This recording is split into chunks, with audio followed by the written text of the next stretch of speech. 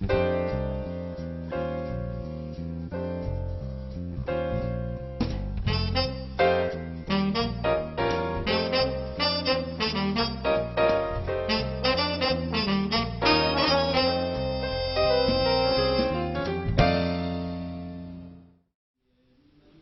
in minimalism, the audience understands, when it's well written, that underneath the surface of this passive character is enormous conflict, but at that level, and it is dynamic, and it is flowing through him as if it was the dynamic of an action story.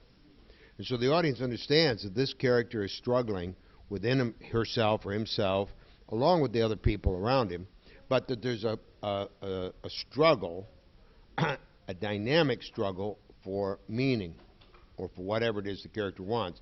And so in minimalism, we see through the surface and recognize that the story is being told as it is in classical design, but at the level of inner conflict. And so we attach ourselves to the character's inner conflict in the subtext, and we empathize with that, and it has this, once we're at that level and involved, it has the same basic shape and progressions and climax of a story in which you have outer conflict.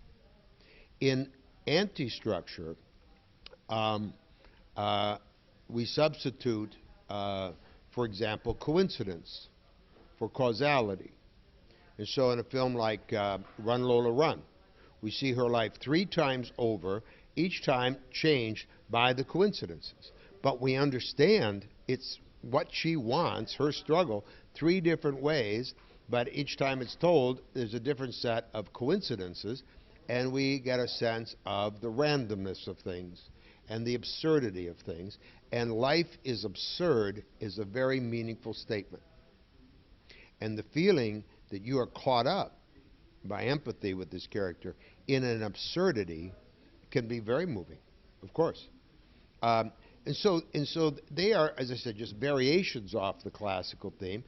I never said that if it's not classical, the audience can't empathize.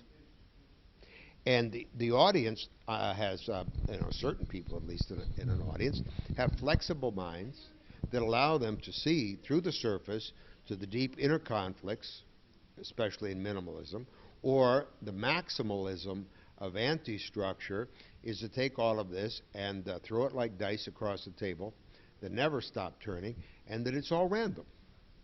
And that, beautifully done by a master like Jean-Luc Godard, is very moving, as we realize that we're victims of coincidence as well as causality. And so it's not difficult. I mean, it's not easy, but no storytelling, classical or otherwise, is easy.